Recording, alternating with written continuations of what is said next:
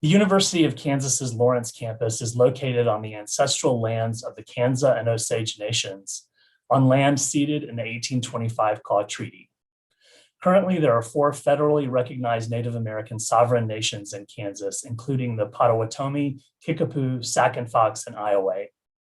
We also acknowledge all members of the indigenous communities who have stewarded this land through the generations, paying respect to their ancestors, past and present.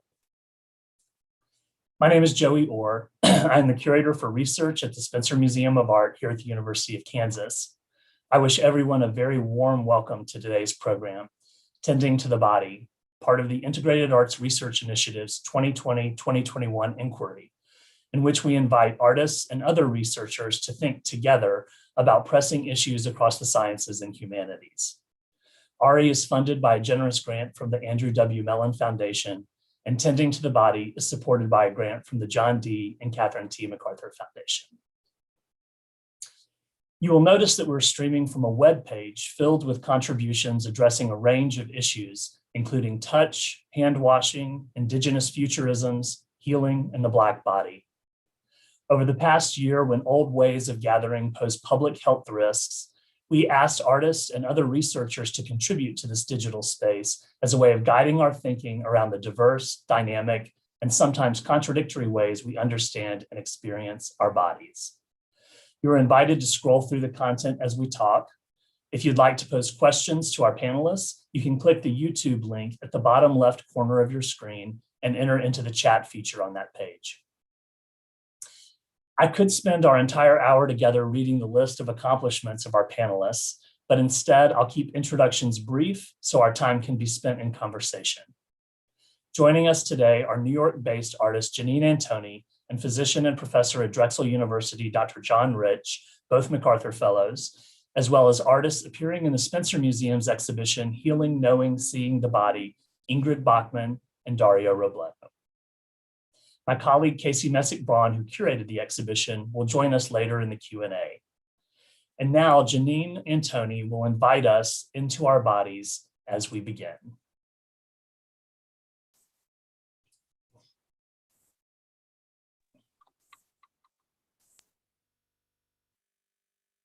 I felt it would be nice to actually tend to our bodies.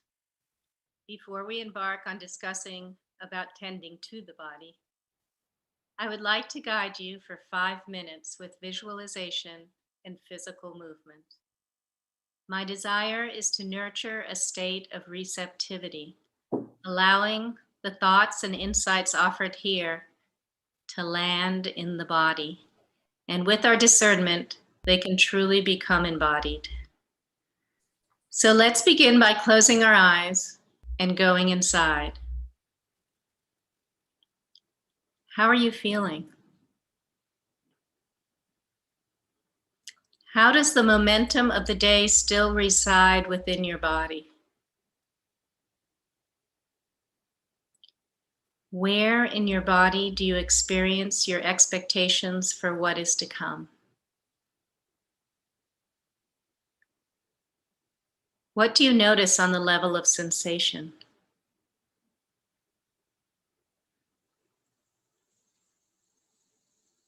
Can we lay those feelings to rest for the next hour and come into the present moment? Let's start by placing our feet flat on the ground. Imagine a copper thread pulling you up slightly from the center point at the top of your head.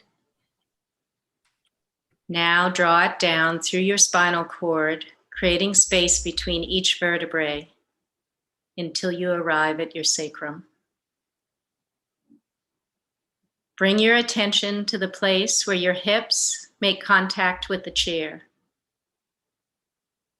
In your mind's eye, see a bowl of your pelvis resting on your chair.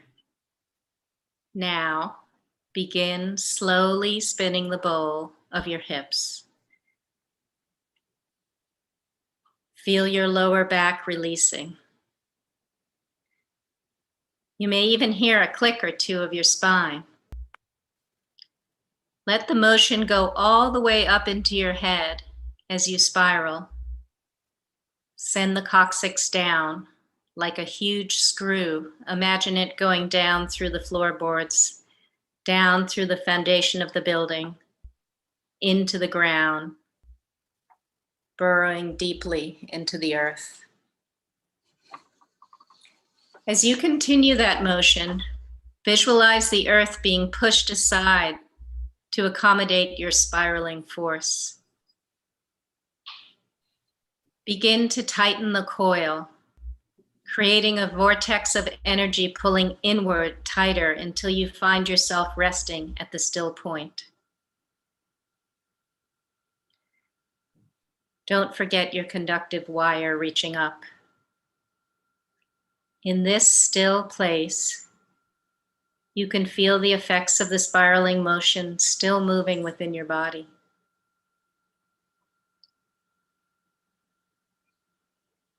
It is time to invite a state of receptivity. Feel your skin. What is the temperature of the air on its surface? Can you feel everything your skin is touching? Your clothing, for instance? So where are you? Can you tune into the sounds in your individual rooms?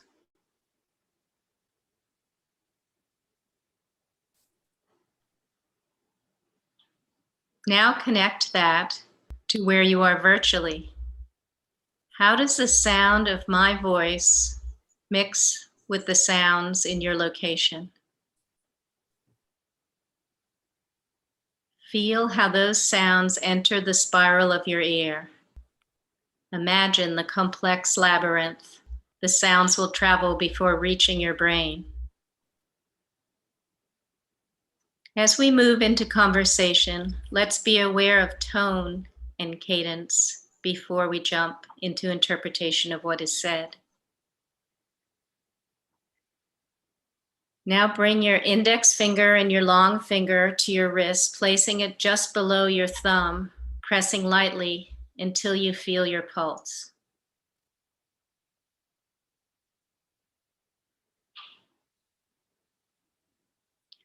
We are all expanding and contracting together. Can we connect through our beating hearts?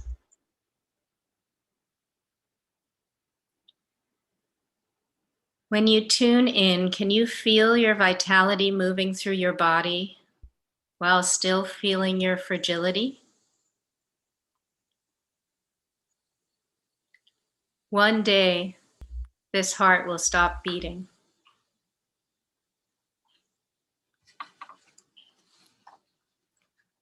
Now place your hand on your chest. Recall the smell of a flower that you love. Place that flower into the center of your chest. Inside that bud, place something you care deeply about, a person or an aspiration, your life's purpose. Maybe you want to set an intention for the next hour. In your mind's eye, see the bud blossom. Feel the petals softly caressing your heart from the inside as it unfolds. You've now entered the emotional heart. This heart has been working hard for you. It not only beats continuously, it knows things. It has been broken. It has known great joy. Remember, the more you can open to your own pain, the more you can empathize with the pain of others. It's also the same with joy. So let's call on our compassionate heart, our empathetic heart. As we begin to listen to the speakers, let's commit to receiving with our whole heart. It's time to lay down your prejudices and your preconceptions, your ego and your fear. Let's honor our differences and forge connections, all the while remembering your body is your divining rod.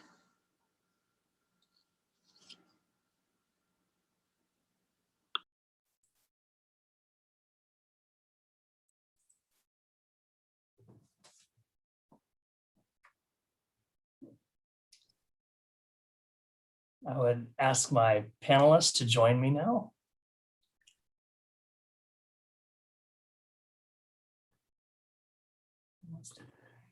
There we are. Okay. Thank you so much, Janine, for getting us started. Our conversations leading up to tonight's program have included issues as wide-ranging as the importance of artistic research in medicine, what is gained and what is lost when abstracting the body into data, how to touch without touching, narrative and voicelessness, embodiment and trusting the body. To get started, I'm going to pass off to you, Dario, so the floor is yours. Thank you. That was beautiful, Janine. Thank you. That'll be the most thoughtful, beautiful thing I'll ever have to follow, I'm sure. I'm trying to honor everything you just said and build off, hopefully in an interesting way where you left off. And what I would like to add to that beautiful meditation and reflection is my contribution to this project, to the show, and hope to our conversation is a further meditation on how we know each other's hearts. And there's a central question that has fueled me for many years, and it's very simply put, it's what do we owe to the memory of each other's hearts? And there are beautiful historical ways to look, to examples to look at on how others have tried to answer that question, philosophy and art, religion. And those are beautiful traditions that I feel I'm constantly trying to verse myself in. But it's the one of science that I'm going to talk about today.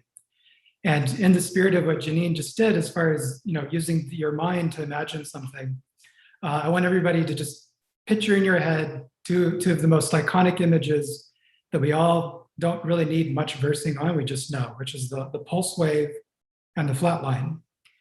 And my project has been about understanding these two fundamental images that I feel have kind of fallen outside of the art historical and philosophical discussion they deserve. And in my quest of, what do we owe to the memory of each other's hearts, I wanted to start there in the sense of whose heart, I had this other question of whose heart went first, in the sense that it was recorded and preserved through time in this new language of the pulse wave and the flat line. And I set out on a quest to find it. Where is that first heart that was notated in this brand new language of science that, as I like to remind us, began as a very deeply humanitarian effort, which was, how can we know one's heart without cutting into them? If science could perfect this technique, it would radically change the way we treat each other and most importantly, diagnose, meaning we could prevent future problems from happening. But what's happened inadvertently, and part of what Casey is, the curator of the show, has highlighted, I think, in a beautiful way too, is what happens when these initially humanitarian efforts inadvertently create something like the modern abstraction of the body into pure data, which you could argue the pulse wave and all sort of medical charts have done. And that's true, it has done that. But I don't want to give up on the historical motivation of it, which, as I said, was a humanitarian effort. And it's more than that to me. As I mentioned, as I set out to find the first heart, the first person to leave behind a few handful of their beats, immortalized in the image of a wave moving over time, that person left behind all of the things Janine just talked about too. They're glimpses into another's being that I don't want to only let succumb to only understanding it as data. And so this project has been a way of recovering and trying to rescue the humanity that I think is still in those images. And these images are all from the mid-19th century to the late 19th century. So I've been slowly gathering them over time. I've gathered hundreds and hundreds, looking for very particular instances, not just about disease, but also about other moments in life, like the first time a heart was recorded while somebody was smelling lavender, or the first time a heart was recorded while somebody had a glass of hot milk before bed, or eating chocolate or smoking a cigar. And if you have a chance to look at the images of the show, there's several of these images and what I've done with them that maybe will make this a little more visual, what I'm talking about right now. But they are people, and I've been set out to find a way to hold on to them, pull them back from being lost in various archives, and worse, being lost as humans because of the shift from very personal information into this very seemingly cold and abstracted data of a line moving over time. So that's what I feel is a great challenge of the arts, and I hope, and I know the other great speakers are going to pull this out as well, is what is the role of the arts and humanities in this modern problem of being lost in the healthcare industry, or the general distancing that medical treatment often requires in treating a wounded patient? And is there a way for the arts and humanities to help close that gap? And I really believe there is, and I want to start from the beginning and go back to that first heart and reclaim their identity and their story. So with that, I will hand it off to Ingrid, and thank you for listening. Thank you, Dario. Thank you, Janine. Also, thanks to Joey and to Casey, too. I would like to talk about a flea, actually the image of a flea, and you'll see it on the page of Tending to the Body.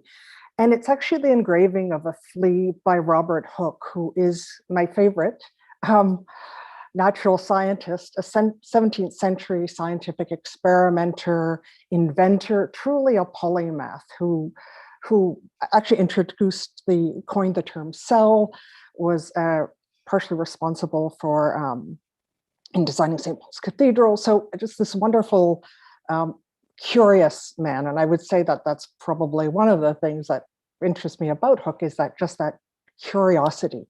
But one of the things that he did that was in particular was he developed a compound microscope. And in 64, he published his book, Micrographia, and it's a book of observations he made using this compound microscope. And that was very typical of inventors of the day. You know, they didn't have photography, so they would either hire a draftsperson or they would do the drawings themselves. But Hooke's are incredibly interesting. And it's also interesting what he chose to observe, because he really chose to observe often the most banal, the most mundane of things, like the weave of a cloth, the eye of a fly. And probably in one of his most spectacular observations, it's of a flea. And the engraving itself is 18 inches long. It's huge. And this absolute fascination with things that might not be considered important or mundane or special or famous. And for me, that's such a beautiful way to kind of link to this project of tending to the body, that the kind of need for this intense observation, and that observation is not only visual, the importance of listening, hearing each other's stories, truly observing to kind of prevent invisibility. And so from Hooke, I really feel this kind of connection to this notion of tending and healing the body. And, you know, as an artist, I've always been pretty interested in the world around me. I've collaborated with individuals, with buildings, hermit crabs, tectonic plates, scientists, and medical professionals. And it's really interested in exploring alternative kind of, I guess, roles and models for art making and art practice that in some ways really deal with things that are part of this world. The piece I made for this show is called Embrace, and it was made during COVID-19 at a time when touch was really difficult and actually practically impossible. And so I wanted to create a piece that really had tactility in it without the sense of touch. And so that was sort of the piece itself is a two-part, a wall piece and a floor piece. And it is made of very tactile materials of very thick industrial felt, steel, copper and conductive thread, and sound, which is a really important element in this. And in this case, the sound comes from a pentatonic glockenspiel, which is a 7-note, very simple instrument in 1 octave, but that's quite remarkable in that it does not create any dissonant sounds. So it's often introduced to children and to babies to introduce them to music because it doesn't have that dissonance. It was also important in terms of this kind of, to try to create work that in a way spoke to each other. The wall and the floor work speak to each other, but they also hopefully speak to the viewer or participant. And so the sound was meant to be, the whole piece was meant to be very immersive and very embodied. And because of that, the sound, I couldn't use regular speakers. So using copper and conductive thread, I embroidered speakers, kind of create an Archimedean spiral where you put the beginning of the spiral to one speaker wire, the output to another, a magnet to create the resonance, so that actually the sound was embedded. And the sound itself is also a bit like a texture. There's not one sound that comes from one speaker. It's not a melody. And so this idea of really trying to create almost a synesthetic experience and to offer, I think, a haptic experience to kind of create that of touch through this. And so I think I'll leave it at that, and I'll pass it on to John.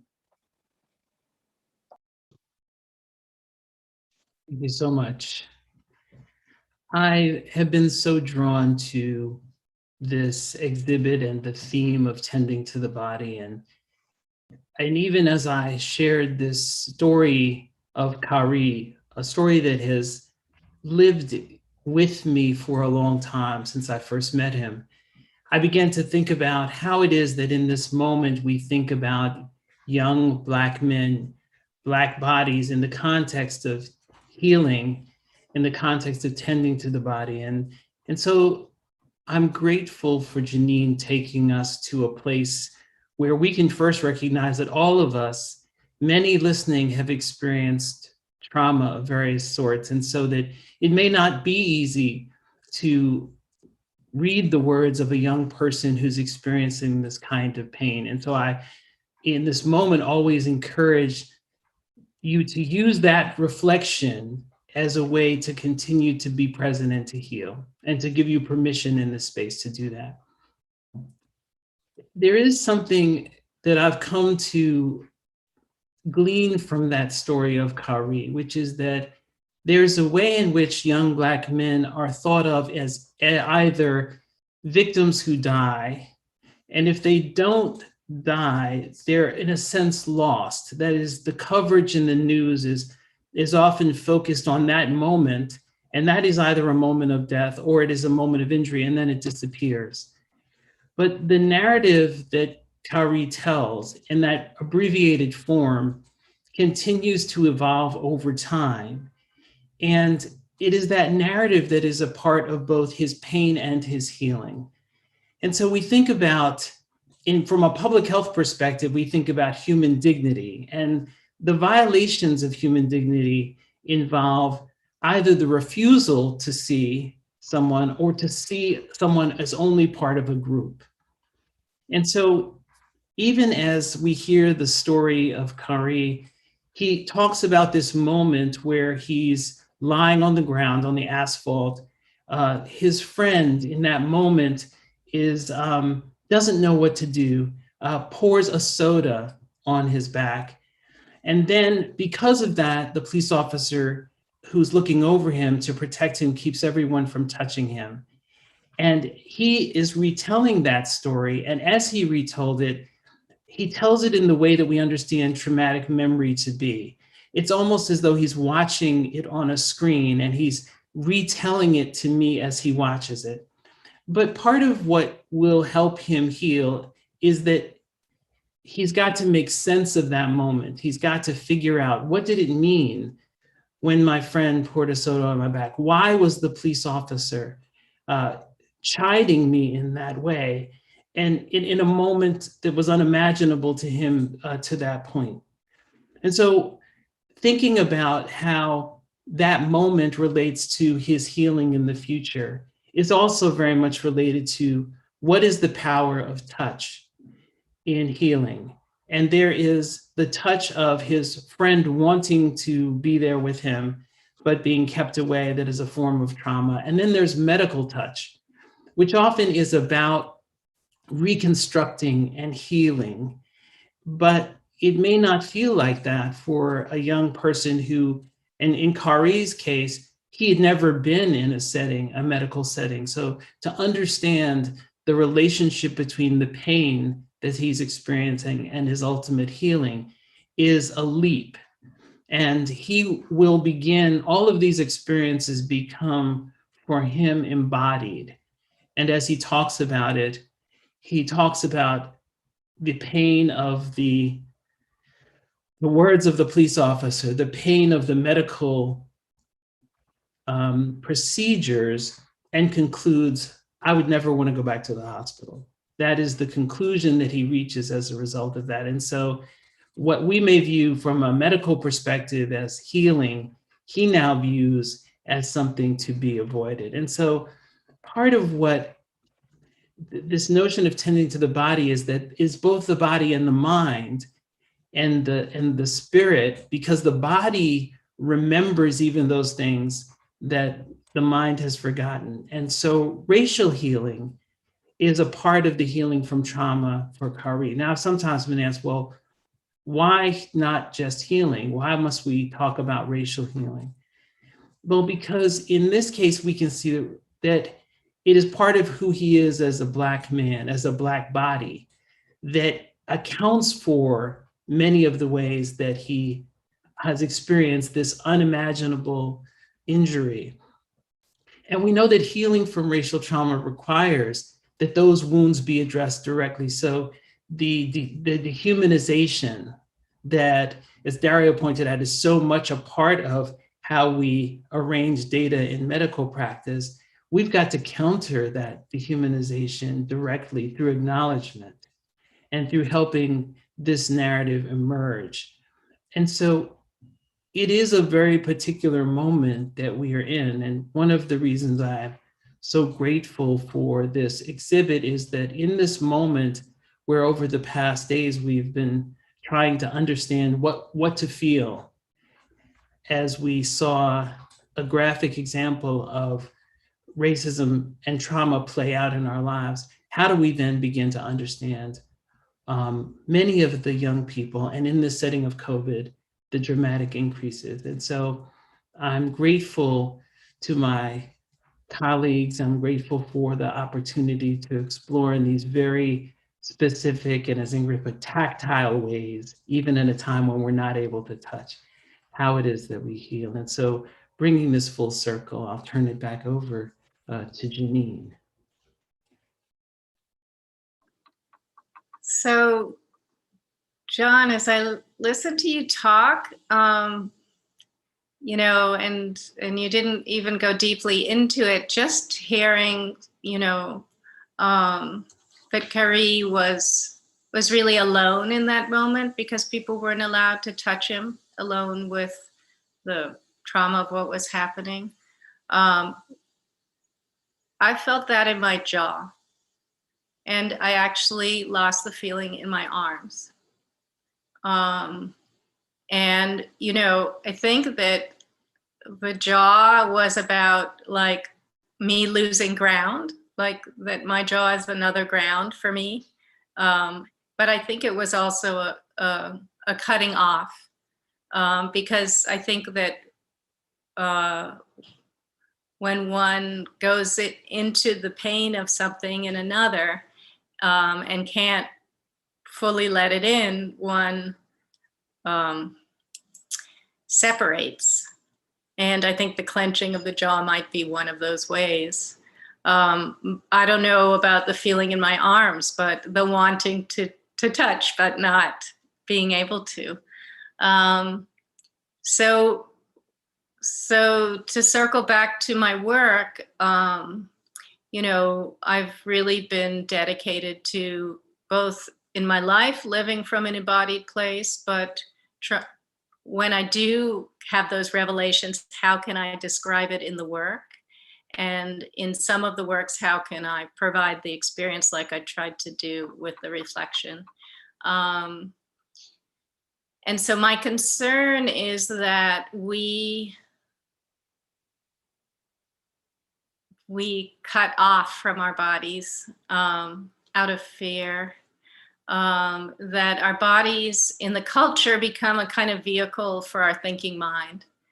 And the problem with that is that when you exploit your own body for the sake of your thoughts, it's not a big leap to exploit other bodies and to exploit the environment.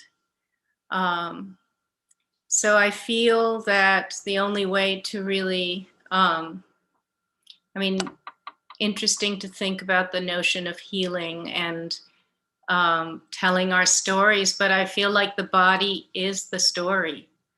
It holds the story. And that story is uncovered when someone bears witness, and that's what we can all do for each other. So I'll stop there. I don't know if Casey wants to jump in now.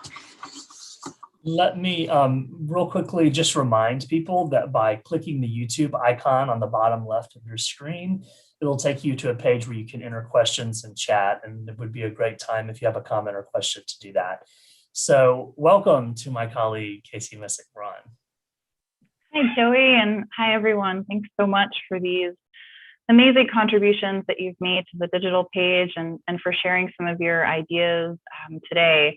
I'm already drawing so many different connections, and I think that our conversation is going to branch off in many different paths. But I thought maybe we would start out with this idea about observation. And it, in some ways, is a bit of a strange place to start, given the depths of, you know, what you've all just said. But I think it's really interesting, Ingrid, that you brought up Robert Hooke's manuscript, because you may not actually know this. I know that Dario does. That manuscript is in the exhibition, and I deliberately placed it so that it was facing the print that Dario created, because I felt like there was such a leap. It's a leap of technology, recording the pulse wave, recording the body as data. It is this leap in technology, but it is also this like completely philosophical leap in how we can actually observe ourselves, and how do we come to know ourselves, know one another, and connect one another. This is the first time that someone could observe and think about a still living human heart, and how we're asking each other to, or how Dario is asking us to remember that. And I think Janine and John, you've asked us not only to reflect on how we see our bodies, but also how we remember them, how we experience them, how communities and loved ones around us share those experiences. And I was just really drawn to the way that all of your work is asking us to inhabit these spaces that are often not opened up in the ways that we care for our body. This is a point, Janine, that I've heard you made. So Dario, the portfolio, is asking us to consider the space that exists between the body as a form of abstracted data and the body as a form of memory and lived experience. John and Ingrid, in very different ways, your work is asking us to imagine what it would be like for medical spaces to be more open for patients and their families and for community members to tell their stories and share their experiences. So I was wondering if maybe we could all just start there by posing a general question of how do you, as artists, as clinicians, teachers, scholars, how do you see your work as contributing in opening up these spaces of observation and knowledge and care, you know, based on your own practices and interests? Mm-hmm. I guess I'll jump in. Okay. Well, it's a beautiful question. And I know you've heard me say this before, Casey, but what I love to say about what unites the arts and sciences is that at some core level, we're all interested in increasing the sensitivity of our observations. And I love remembering that for however we've split over history and have, siloed ourselves into particular roles in society, that if you can increase your sensitivity of observation as a scientist or a poet, you're going to get somewhere. And of course, the fun part is what do we mean by sensitivity and observation? And yes, the Robert Hooke book, as you know, one of the greatest gifts any curator's ever given me is to put me near that book, put my work near it, just because of what the quantum leap of our ability to observe. And so I'll wrap up here on my point, but what I feel is, besides this connection, that we're both interested in the sensitivity of our observations, but that each time we sort of metaphorically turn the magnification lens over one notch, we're entering a new domain that seemingly has some new rules that weren't always obvious to the preceding layer of information. And that gap that forms up in that abstraction, like the iconic images of the heart in Christian painting, could not be more different than the abstraction of a little waving line moving over time. And yet they're both after something similar, which is a more sensitive observation about what the heart is, how it behaves, what is inside of it. And when we make leaps like that from Christian iconography, for example, to a pulse wave, as an artist, I want to bring along everything that the other disciplines also learned along with this new way of learning, and not accept that there's some rupture that we can't overcome because we're looking at it in such different ways. I just don't accept that that's true. And I also think we have enough history to show that when we do that, there's a price to pay in the way we treat people. So I'll maybe somebody can pick up from there. I think it's a really, really interesting question. I think one of the facts that makes it interesting for artists to be involved with science and the humanities is that artists tend to have a very different role than scientists. So people don't look to artists to give them truth or facts. So the fact that if artists take on, let's say, like I did in the project Hybrid Bodies, the stories of heart transplant recipients, we're not putting it out there as that this is what you will feel, this is what was done. There's a space for artists because of, I wouldn't say it's a lesser status, although it probably is. There's that term by Northrop Frye who said that all poets, and I would say artists, are licensed liars. But the fact that we're not it isn't our aim is to give truth, to give facts.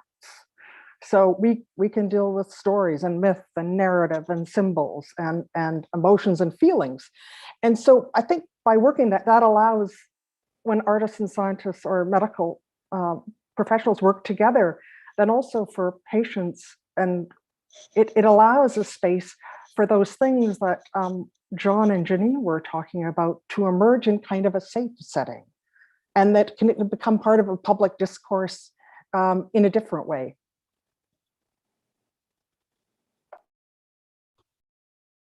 And yet it's so much a part of, and I've felt this, so much a part of the objective and unbiased ideas about medicine, despite all of the uncertainty that we faced, that part of the way that many of us protect ourselves is to have this illusion that the facts lie on my side as a clinician, and the narrative lies on that side as the injured young person. And that's a story. And often I already know that story. I've seen it on television. I don't need to hear your version of it. And yet one of the reasons this is powerful is because as we enter a time when clinicians, I think, are at an unprecedented level of burnout. And much of that relates to a feeling of overwhelm, emotional overwhelm and distance. And I want to make the clear, the frontline caregivers are in hospital settings and in almost every clinical setting are often nurses, really in the midst of that, often overlooked. And so to bring this other way of being in that space is incredibly healing. And I look to my colleagues to think about how do we make that part of the structures, because in the same way that this racism and trauma is structured, it is not the individuals. What are the ways that we can begin to think about those larger structures as embracing these values and these new ways of seeing?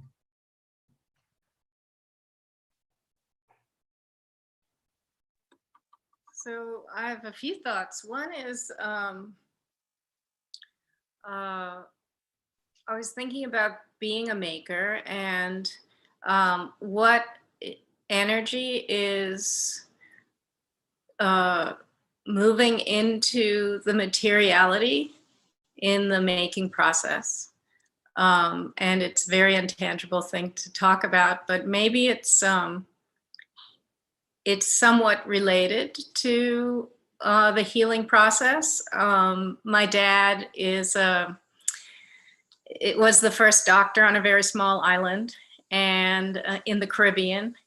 And he would say that he couldn't heal anyone that wasn't convinced that they could be healed. So his first job before he did anything was to really give them the confidence that they were going to get better. But he told me a story from medical school that he knew this one doctor who had the best skill of everybody, and he did all his operations perfectly, but the patients never healed. And he made me believe that there was actually something, I don't know if it were in the hands or in the intention. And I guess I want to hear from you, Dario, because you do such extraordinary alchemical moves in your making. And so I'm really interested in bringing yourself completely into the process. And I guess the other thing I was thinking about is who's getting healed in the end anyway? Like, does the healing go in both directions?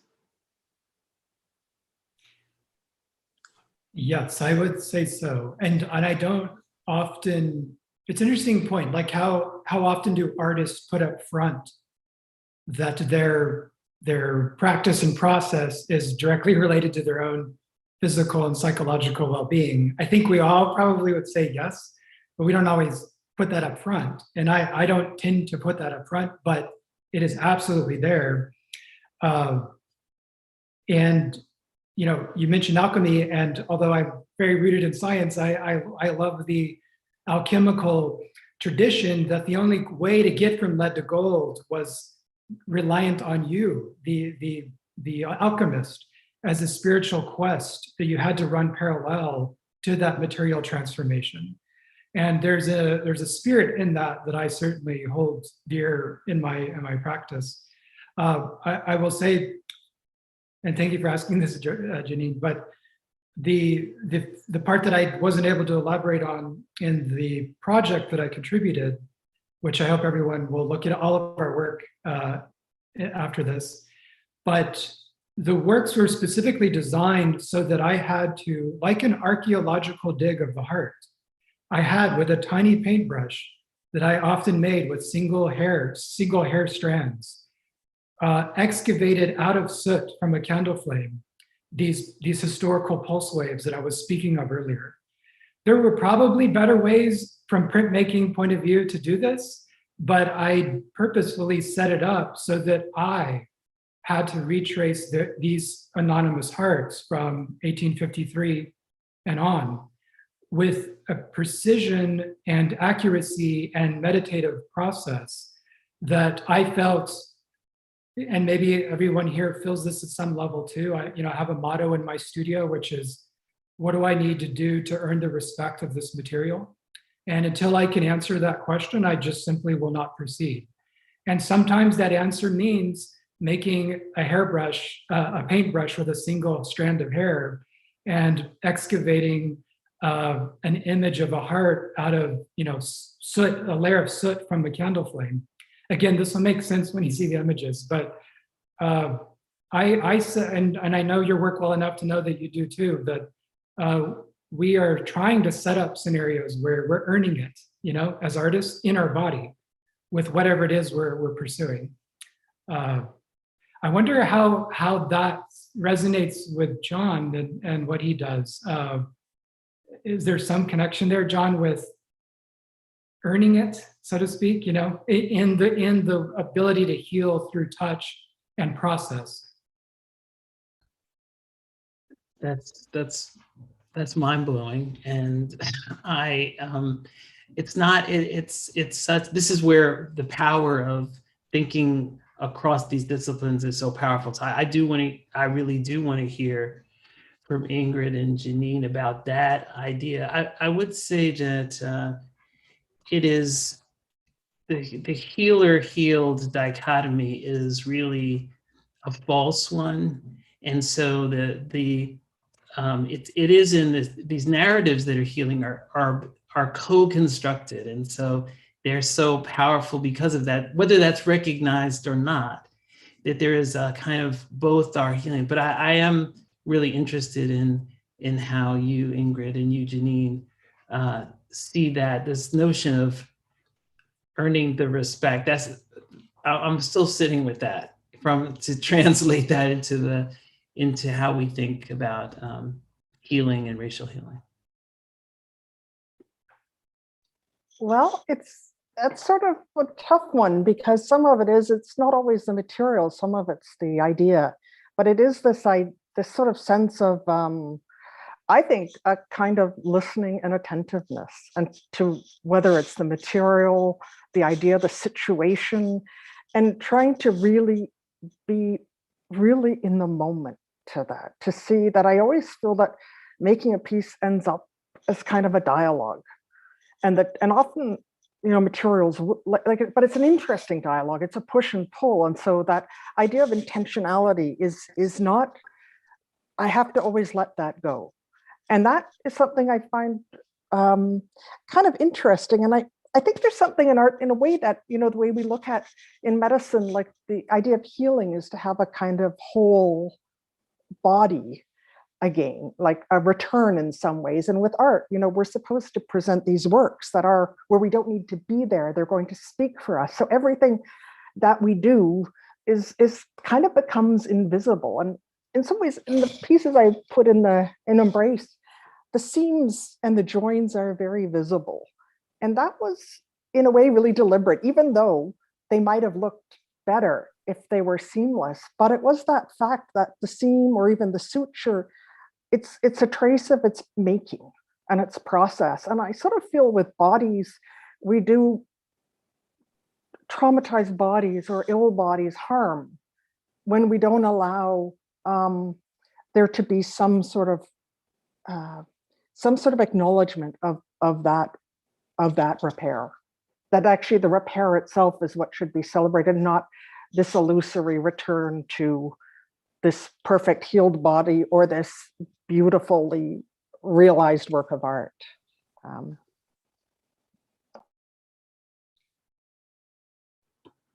I'd love to circle to something that we had a beautiful conversation a few days ago. Casey, is that okay if I jump in there? Sorry about that. Please, yeah. I just, because I honestly have more questions, and also I thought it was fascinating. John's, and I think that we're all getting at about the role shame can play in the healing process, or preventing the healing process. And for the viewers out there, we had, at least for myself, I had made John's prompting, I had made connection between the way the communities John works with, the shame of certain wounds in the Black community, the Black male body, as it relates to my own deep interest in injuries of war and post-traumatic stress. And then further with Ingrid's work, this deep connection with the role shame, maybe it's not quite the right word, but it's somewhere in that realm of emotions of early heart transplantation and the monumental shift society had to overcome, as well as the individual who had the new heart, to not only the strange new dynamic of knowing someone died for you to obtain this new organ, but that it was the heart was not a trivial matter in which organ was transferred. And the public's reaction at the time, I won't go over it all except to say that it's a particular interest of mine, how the press in particular chose to ignore or demean or trivialize many of the spouses' responses to the early wave of heart transplantation. In particular, very poignant, I think, philosophical questions were asked, like, would your partner still love you after the first heart transplantation? Was a serious question that kind of got shoved to the side because there was no space to sort of take that serious. I find that to be maybe the most important question anyone could have asked in that moment, beyond the medicine, of course. So anyway, I wanted to prompt everyone again on this, the way that these emotions, either internally or culturally or societally, from shame to the wide range of emotions around it, adjacent to it, can affect the healing process. Anyway, I'll stop there, but I'll throw that out to the group. One quick thing, I don't think necessarily shame, but I think sometimes the other word that came up the other day was stigma, but also this unease of what it means to have another body, because we are really in a system that is about isolated bodies. And so I think what you brought up that's really important is about the idea of kinship, forms of community, that we're always talking about isolated bodies and not bodies that are, like Kari, it's part of a rich kind of cultural and social matrix. And so that's also where I think these conversations have to change to include like the plural, right?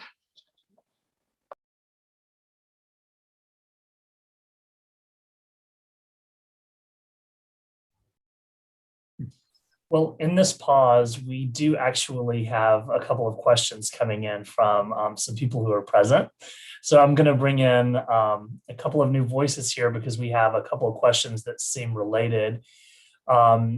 Really struck by what Ingrid said about the role of artists not being to present truth or facts.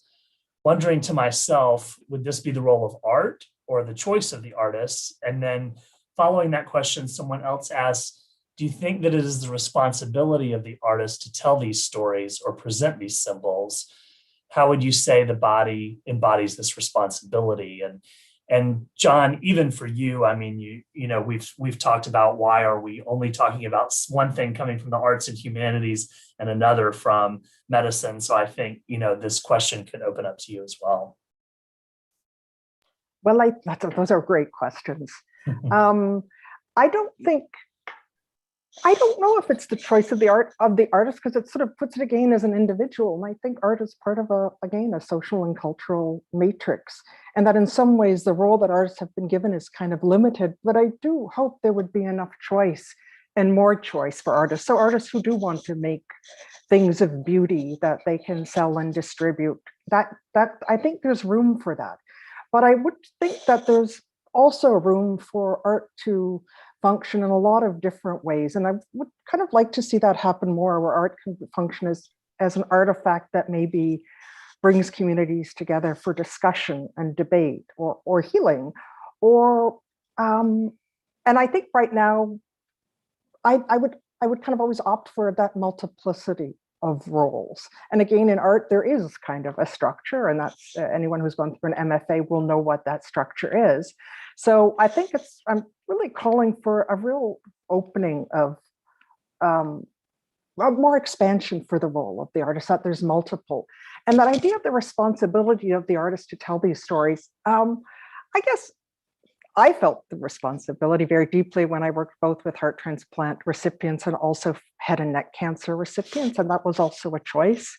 And it meant too that I had to really sublimate my ego, but also, again, to really think about how I could make work that I felt was really artwork, but that was also in some way still in really deep connection with these very intense lived experience. And it was, I must say, in our meetings, certainly with the heart transplant, at every meeting we had with the entire teams, there was chocolate and handkerchiefs, and Kleenex everywhere. So those particular works were incredibly emotional, really, and kind of difficult. And in a way, it was great. They were long projects, so there was points in between, but they were incredibly worthwhile. And so it was kind of lovely to make this piece, Embrace, which is a kind of a gesture. And so I guess, I hope that answers the question.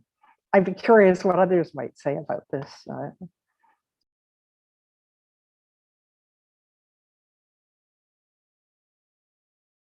Janine, do you want to jump in? Yeah, I just wanted to say, I don't know if this is an old-fashioned idea, but I feel like my job is to bring my imagination to the situation, whatever it may be, to come from the side a bit and disrupt in order to open up more space.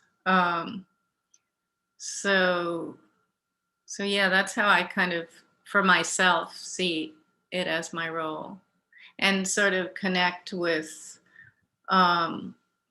what you're saying, Dario, about the sensitivity side of that. It's really important. I feel like that's our role too as artists, given where we are in the world right now. Yeah, and I like that Sarah framed her question with the word responsibility, because that's a complicated word, especially to artists. I think Ingrid's getting at it. We're fighting for multiplicity, which maybe, challenges responsibility in some way, as far as wanting to remain nimble and constantly moving and mobile. But I like embracing that word, embrace responsibility in the arts, because it feels uncomfortable for the reasons we just said sometimes. And I like to sort of feel, why does that feel uncomfortable to me? But I will fight till my final breath for an artist to express however they choose to that pleases them. But I do want to take serious topics like we're discussing today, where maybe, being abstract for the sake of abstraction is a luxury that's inappropriate for real trauma that someone can express and needs a conduit to help express it. And so here's a real world function for the arts and humanities that, as much as I love, and as I said, will cherish the right of an artist to be as abstract as they want, I also love the weirdness of saying, how practical can I be today as an artist? And sometimes that means, yeah, maybe I just need to listen to one of these stories and find a way to communicate it in a clear and poignant way that is itself a form of healing, but also does the work of communicating it to others and creating a chain of care in that way, which I know John does every day and has much to say on. So anyway, I like the word there was used, responsibility. But it's so difficult, because part of that was, just my experience, I was working with these incredible people who were doing everything to really make their patients better. And then, but I couldn't be a cheerleader for certain things that I saw that I thought were lacking. And so that's where it gets really interesting, when you're pulled into to kind of tease these things out. And so I like Janine's word of kind of disrupt, and so how to do that. And I think that's super important, is that artists actually disrupt and challenge. And it doesn't always, I mean, often those things are seen as maybe aggressive gestures, but they don't have to be. It's like, oh, just opening up another space. I love that idea, the space of the imagination is probably the richest space there is to contemplate other kinds of things. So. I love that. And I also would say that what is true of even these most traumatizing stories is that there's a lot of beautiful things in these parts of the story that maybe don't come out so much, but the way that communities have healed for generations is sometimes about finding deep meaning in things that are unimaginable and incoherent. And so as this young man has been through this completely random and traumatizing experience, says, when asked, why do you think this happened? Says, this was God speaking to me about my relationships in my life. Now, you might say, well, that's taking the blame. Maybe that is partly the shame of saying, when I wrote it, Wrong Place, Wrong Time, one of the things that I felt was that there was an assumption that for young people, like this young man didn't just get shot, he got himself shot. And so when you bear that responsibility, you somehow have to find your way out of it. But to find ways to elevate the beauty of stories that are very human and are often hidden. The shame comes from the suppression of the narrative. The voicelessness is where the shame comes from, but is to mobilize that and allow that to have voices is not the main day-to-day of what we do. And so often we have to have this kind of thinking about new ways to do that and to make this connection, not to have this bifurcation would be a wonderful journey together. Well, we are at the hour. Is there anyone that would like a final word here? This is too gentle a group for final word claiming, probably. Okay, well, can I ask the participants, thank you all so much for your contributions and for investing your time and spirit into talking across perspectives. Can I also ask that you just sort of hold on to the Zoom after the broadcast ends so we can have just one brief moment together. And let me just say thank you to everyone who's watching. And even though our time is up, we invite you to linger on the inquiry page where you'll find contributions by today's panelists and others. So take time to view the videos with Dario and Ingrid. You can read John's full text there. And you can also end just like we began with a reflection with Janine. So thank you all and have a lovely evening.